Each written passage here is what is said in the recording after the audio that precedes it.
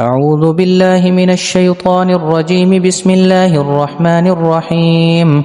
الحمد لله رب العالمين الرحمن الرحيم مالك يوم الدين. إياك نعبد وإياك نستعين. اهدنا الصراط المستقيم صراط الذين أنعمت عليهم غير المغضوب عليهم ولا الضالين.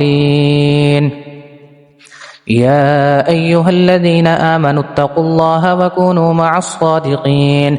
ما كان لأهل المدينة ومن حولهم من الأعراب أن يتخلفوا عن رسول الله ولا يرغبوا بأنفسهم عن نفسه، ذلك بأنهم لا يصيبهم ظمأ ولا نصب ولا مخمصة في سبيل الله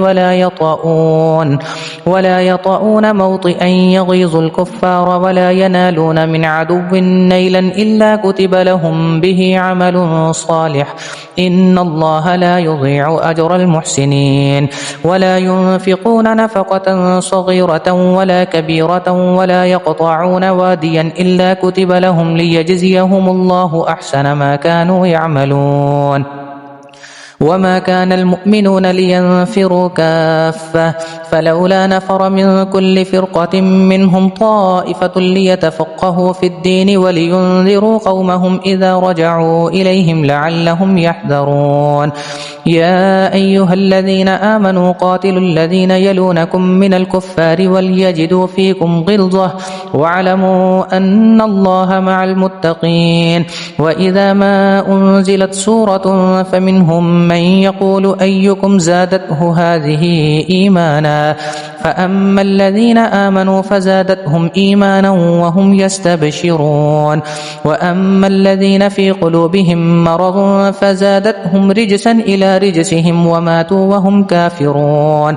أولا يرون أنهم يفتنون في كل عام مرة أو مرتين ثم لا يتوبون ولا هم يذكرون. وإذا ما أنزلت سورة نظر بعضهم إلى بعض هل يراكم من أحد ثم انصرفوا، صرف الله قلوبهم بأنهم قوم لا يفقهون. لقد جاءكم رسول من أنفسكم عزيز عليه ما عنتم حريص عليكم بالمؤمنين رؤوف رحيم. فإن تولوا فقل حسبي الله لا إله إلا هو عليه توكلت وهو رب العرش العظيم.